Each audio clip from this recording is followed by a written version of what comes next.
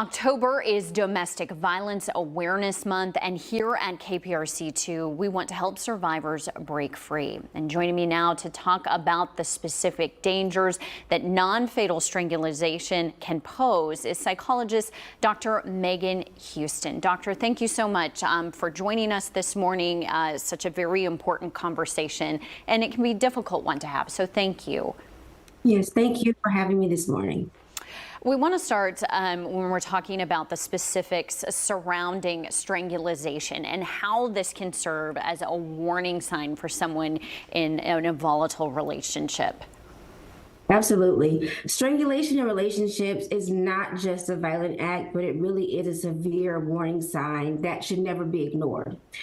First, when someone resorts to strangulation, it's often a sign that things are escalating. And it indicates that the situation has moved beyond verbal threats or minor physical confrontations, and that the behavior can lead to much more serious violence or even death. And we can lose consciousness within 5 to 10 seconds of strangulation, and death can occur within a few minutes.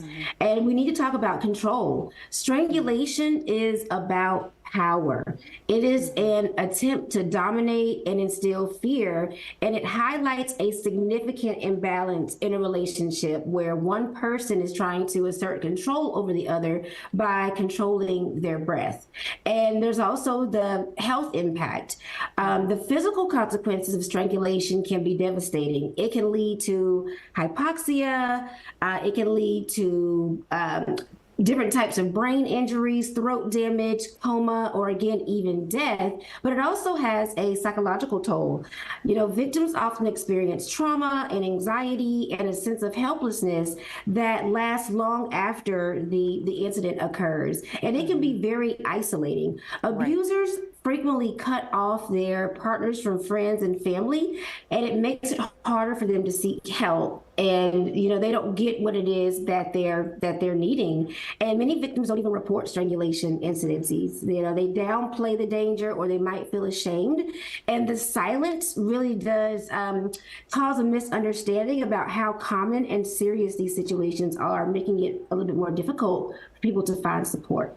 Yeah. So it is definitely a huge red flag, and it means that the situation is becoming more and more volatile and serious. And doctor, you highlighted an important part. For people who may be in this situation, it's very precarious, and they are trying to get out of that and are living in a state of fear.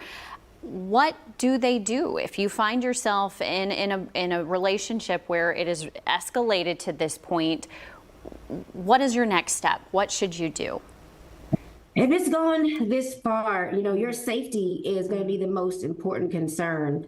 Once the behavior becomes aggressive or threatening, you have to trust your instincts. Trust your instincts. Pay attention to what's going on. Listen to your intuition. We oftentimes ignore our intuition, and it really is like our, spiritual warning alarm that there's something happening. If you feel unsafe, don't hesitate to reach out to local authorities or domestic violence hotline for guidance. Let someone know what's happening. Never mitigate a situation like this. This is not playful. This is not okay. This is not your partner having a bad day. This is dangerous, and you have to act as swiftly as possible.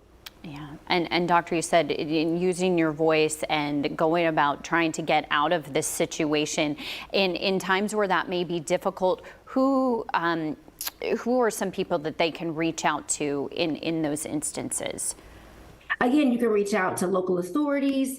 The Houston Police Department has a family violence division, and their webpage has several resources for legal aid and shelters and other types of resources that you can use to get out of this situation.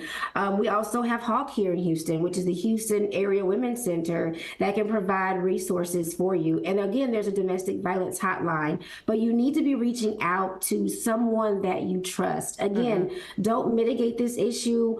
Don't minimize what's happening for you. Get out of this this situation as soon as possible. And I know I'm making it sound like it's easy, and it's never easy to leave a situation like this. You may feel fearful, you may feel threatened, your partner may have threatened your family or your loved ones, but you've got to try and seek help as best as you can, even if it's talking to a mental health professional and allowing them to help you come up with a safety plan to leave the situation. It does have to be done cautiously and carefully. Again, I know I'm making it sound easier than it is.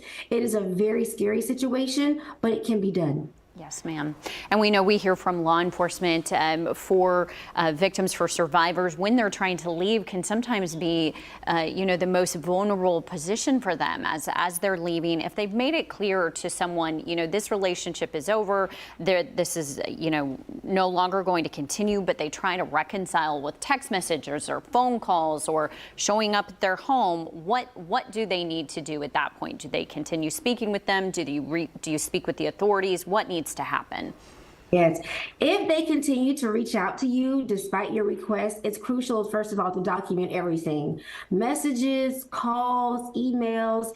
Keeping a record can be helpful in case things do escalate and you need to contact the authorities. And limiting your interaction is a must, whether that is blocking their number, trying to unfollow them on social media, not responding to their messages, but you have to create the necessary space for you to heal and to reinforce your decision. And again, if you need to involve other people, whether that's a good friend or other social supports, make sure you do that, because leaning on friends and family at a time like this really can provide encouragement and enforce some type of safety for you. So it's about remaining firm in your boundaries and not giving in to what it is that they want.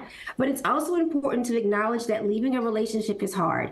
And many people have a mix of emotions. And when someone continues to pursue them, it can create a lot of confusion. But you've got to be safe. Again, if your partner has resorted to violence, this is going to happen again. The cycle will continue. It won't be a one-time deal. That is very rare when that happens. So again, if you can stop this before it gets that far, please be aware of what's happening.